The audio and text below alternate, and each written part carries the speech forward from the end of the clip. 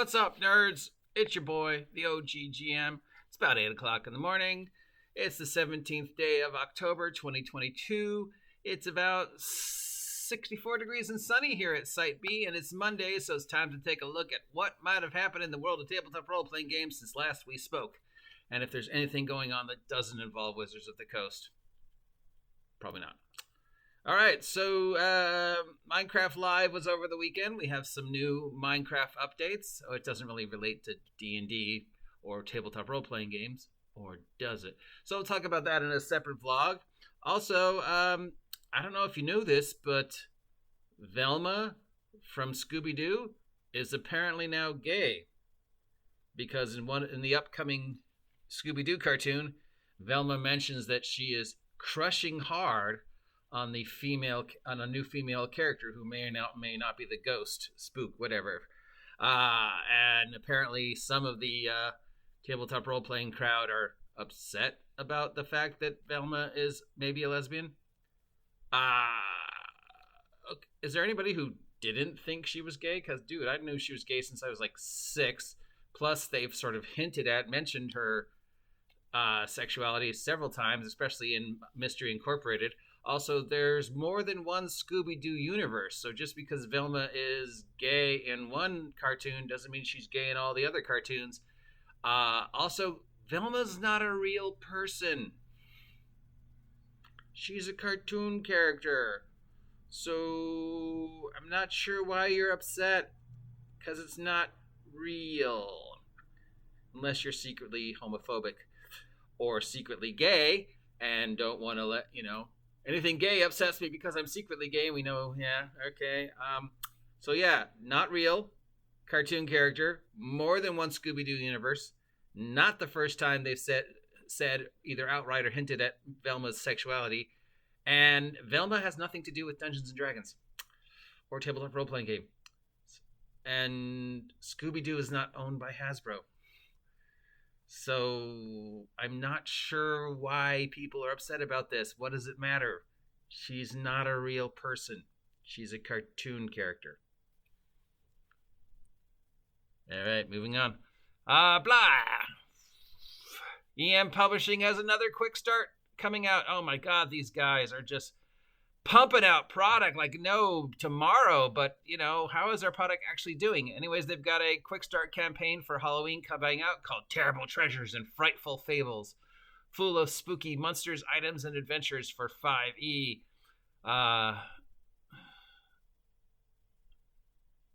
There's a cyberpunk police game coming out called Human Almost, inspired by sci-fi police procedural and the Almost Human television show. Oh yeah, they're not going to get in trouble with that.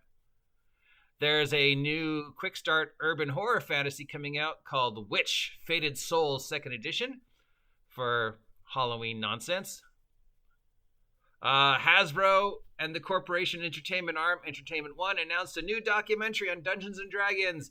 The documentary will be co-directed by Joe Manganiello, Joe Mangiello, the guy who married Sofia Varga. I'm probably saying her name wrong. He is, the big Hollywood DM, I think I may have met him. TJ says we gamed together. I don't remember it, but whatever. He's working with the so-called RPG historian, John Peterson. This is scheduled to maybe coincide with the 50th anniversary of Dungeons & Dragons, depending upon what's going on with D&D and Hasbro at that point in time. There's some controversy around this. I'm still waiting for more information. Some guy said he was going to contact me, because apparently this is based upon a Kickstarter that happened a couple years ago with these people, and they took the money, but the Kickstarter never came to fruition, or they, cut ties or whatever. So there's some haziness about this. Plus, there's this whole new thing of how Joe, guy who married Sofia Varga, Joe Manganiello, stuff, did with the money, and how he's trying to get the rights to all the footage of Dungeons and Dragons dating back to 1974, and I'm not sure how that works. Like, we're talking people's home movies and stuff. So whatever, there's a documentary coming out, It's from Hasbro and Entertainment One because it's from not Wizards of the Coast. You note that nobody involved with Wizards of the Coast is involved in this. It's all Hasbro or outside people. Interesting. And it's Hasbro's entertainment arm. Now, obviously, since it's Hasbro and they're going to probably focus more on the Hasbro Dungeons and Dragons, so I'm going to say they're probably not going to talk a lot about Gygax, if at all. They're probably not going to talk about the D&D before Hasbro's purchase of it. It's going to be mostly based talking around what Hasbro's done with D&D. Have a lot of celebrity players who all gamed in Hollywood in the Valley, and yet none of whom I ever actually met in the, I don't know, from 1980, and during the whole time I lived in the San Fernando Valley and gamed with several Hollywood people. So yeah, but they all claim they've been gaming longer than I have, and all gamed in Hollywood, and yet I never met any of them. The TJ says I met Joe, so I don't know. I don't remember meeting him. Anyways, yeah, documentary. All the so-called D&D experts are being interviewed on it, which means I guess they'll be, talking to our boy J. Scott Garraby, who has said multiple times on DM James's page that he knows more about D&D than anybody else in the world. And since I know you farm my content, Scott, no, I don't watch your stuff. I just read what you post on DM James, because you're not worth my time. Wizards of the Coast has also announced that there's some changes in their video game development team. And there's a new Dungeons & Dragons title on the way. Torque Games, developers of Dungeons & Dragons Dark Alliance, which was acquired by Wizards in 2019, is now going to be known as Invoke Studios. I don't know why, but, they're changing the name. Is working on a new game derived from Dungeons & Dragons using Unreal 5. And they're doing some hiring. So if you're an AR programmer, audio programmer, or lead gameplay programmer and want to go to work for Invoke Studios and be part of Wizards of the Coast, really, and be part of, therefore, of Hasbro, and they're coming out with a game using Unreal 5. If you remember correctly, they tried an Unreal 5 game before in the past, which did mediocre. What does this mean? Who knows? They've got currently the company is 80 employees. They're seeking to expand to over 200.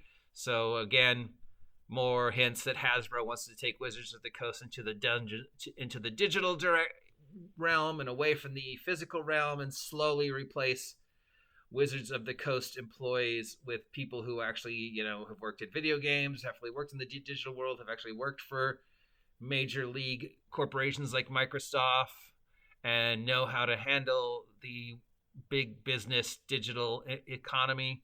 So, yeah, less power for Wizards of the Coast, more power for Hasbro. These guys are probably going to be sharing in that new office that they leased for Wizards of the Coast as Hasbro continues to restructure Wizards of the Coast. Yeah. Going from video game based RPGs to RPGs based on video games, Come On Publishing, Guillotine Press announced a new RPG based on the Assassin's Creed franchise.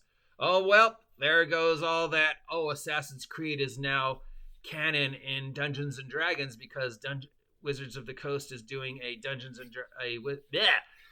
a Magic the Gathering Assassin's Creed limited edition. And, because some people believe that if they make it a Magic the Gathering, it must be now canon in D&D. Well, guess who does not own Assassin's Creed? Hasbro. Instead, it's Guillotine Press is making a new RPG based on the Assassin's Creed franchise. The video game franchise launched in 2007. We're all familiar with it. Time travel, or Templars, assassins, history, ancestral memories, that really bizarre movie. It's designed by the same people who worked on the One Ring RPG and some other stuff. So Guillotine Press is now working with the people who own Assassin's Creed to make an Assassin's Creed role-playing game. Therefore, yes, Ubisoft and Guillotine Press own Assassin's Creed. Hasbro does not own Assassin's Creed. Assassin's Creed does not canon in D&D, mostly because Assassin's Creed takes place in the real world as opposed to Fantasyland.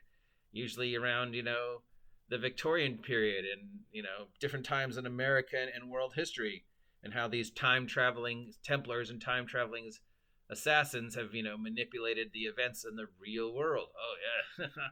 That Abraham Lincoln guy? Yeah, I was there.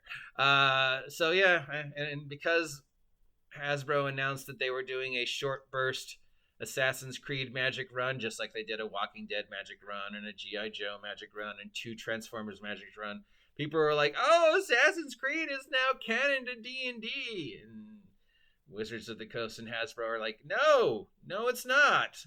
But you know what? You can, if you want Assassin's Creed in your D&D game, you can. And now here's a book. I don't know what system they're going to be using. I'm going to guess it's either going to be 5e compatible or probably, who knows? What's the big system everybody's hacking now for open source? Blades in the Dark? Blades in the Dark would probably be perfect for Assassin's Creed.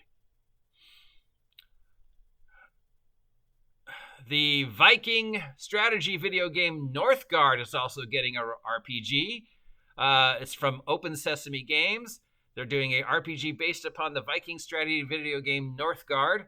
It's a tabletop role-playing game. Will focus on settlement building in the world of Vikings and adventuring with Vikings. So as your player characters level up, so will their settlement grow. So yeah, some adventuring, some kingdom making. So basically, Worlds Without Number / Pathfinder Kingmaker turned into an entire role-playing game based upon kingdom building and then Viking adventures. God, Vikings have just been on such a roll lately. I'm not sure why. I mean, how many Viking themed things have we seen in the last couple of years? God, I cannot talk. I don't know why you people sub to my vlog and listen to me talk. Actually, since I'm still only at 870, not enough of you are subbing to my vlogs. Subscribe to my vlogs. Do you want to see a Viking strategy video role-playing game based upon a Viking strategy video game where you play a Viking building a colony and expanding the colony and occasionally dealing with dire wolves and, I don't know, eaters of the dead? Maybe. It'll probably use 5e. Mongoose Publishing has announced Paranoia Perfect Effect. It would... looks like it's a new version of Paranoia.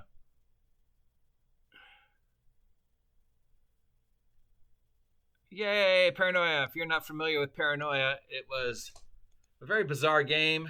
It came out in the 90s, I think. No, 80s? 90s. I don't remember when it came out. Late 80s, early 90s. It was basically Logan's Run, sort of. There's a future. Everybody lives in this computer-controlled environment. Everybody, the social structure is very organized and it's very sort of comedically dystopian. Unfortunately, the computer is insane. The rules are hunt out traitors for friend computer. Traitors include mutants and members of secret societies. The player characters play these hunters, and all the player characters, of course, are mutants and members of secret societies. So killing each other and being killed by friend computer happens a lot relatively quickly, but that's okay because it's a Logan's Run type world. So you get 6 clones. It's a very fun, goofy, bizarre game. You're constantly trying to one-up each other, constantly trying to interpret the weird commands from this paranoid, insane computer, constantly trying to pursue your secret goals while working next to each other. It's fun. I've always enjoyed playing Paranoia. So it looks like they're making a new version of it. Yay! Magpie Games has announced the newest developer on Demiplane. So Magpie Games, the owners of the Avatar Legends role-playing game, the single largest tabletop role-playing game Kickstarter. Oh no, that was a Critical Role. That wasn't for a tabletop role-playing game. That was for a television show. But for the most money made on a Kickstarter for a role-playing game, currently it's still Avatar Legends. So it looks like Magpie is now porting it over to Demiplane, also known as Legends Nexus. They really need to come up with one name for this. Basically, it's the alternative VTT to some other companies. So if you know D&D Beyond does Dungeons & Dragons, Legends Nexus is Legends Necklace. Jesus. I had a brain once. I knew how to talk. Legends Necklace is the same thing as D&D Beyond is, but it's for other games. Ultra Proto has announced a unique licensed product, official Dungeons & Dragons coins for the city of Waterdeep. The set includes a Platinum Harbor Moon, Brass Total, Platinum Sun, 2 Gold Dragons, 5 Copper Nibs, and 5 Silver Shards. These are clad Xenic recreations and do not contain any precious metals, just in case you thought you could get a real coin. No retail price has been announced, but considering what's in it, you're going to guess it's probably going to be over 100. This set will be released in the summer of next year, because, yeah, that's one thing I've wanted to waste $1,000 on. D&D accurate coins from a make-believe place that has no actual value, as opposed to me just, telling people that you find 100 platinum pieces, write it down on your character sheet. Or if you really wanted to be, I don't know why you'd want this, other than coolness factor. Hey, I got $100 extra. I could buy these utterly useless props, or I could buy food. I'm going to buy these utterly useless props. But, whatever. If this is what floats your boats, don't listen to me. I think this is silly, but what do I know? Use poker chips, I guess, if you really wanted something tangible to represent money in D&D. Anything else going on in the world of tabletop role-playing game? We already talked about how Modiphius's Star Trek Adventures is now on Fantasy Grounds, the VTT. We've talked about Velma, which has nothing to do with Dungeons & Dragons. We're going to talk more about Minecraft Live and what we can expect from Minecraft coming up as soon as I find the information. We talked about the official documentary Ad Infinitum being directed by Joe, guy who married Sofia Varga. Manganiello, I'm not going to even try. People have already given me crap for mispronouncing his names. Like, dude, I've been doing this since 2015. You should know by now I mispronounce names. I can't even talk most days. So you're lucky that I do this every day for you guys. You should show your appreciation by subscribing to my blog. Vague comment about how there might be some controversy associated with this documentary, and it's not the first time they tried to make this documentary, and people gave money but never saw a product, but that's kind of how Kickstarter works. Also, there's this weird statement of how Joe is trying to get all the license to everything that's ever been filmed about Dungeons & Dragons prior to Wizards of the Coast and Hasbro purchase, which I don't know how that works, because there's such a wide variety of stuff out there that was filmed, including like home movies of just, Dave and Gary and the guys playing and talking about it. Really, if you want to watch a video documentary about the history of the hobby, Secrets of Blackmoor is probably the way to go. Blah. Anyways, that's it for today. I am the OGGM. If you appreciate this content, let me know. Give me a like, give me a share, give me a subscribe. Pick up my merch because the holidays are coming up and nothing says holidays like stuff that I've made. And until next time, happy Halloween because it's the 17th.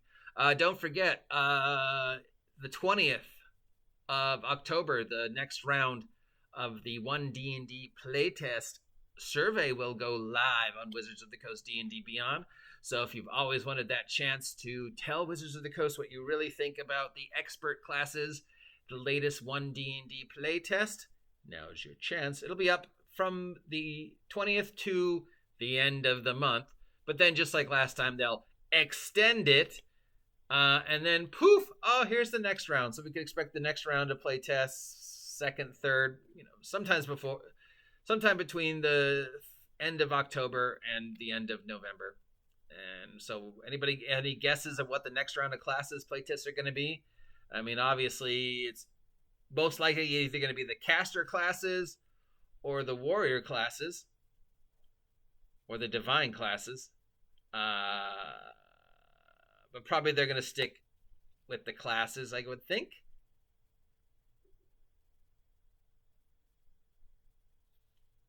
Your guess is as good as mine. I will talk to you later. Bleh. I do not know how to talk. Why do I say I'm going to talk to you later? See ya!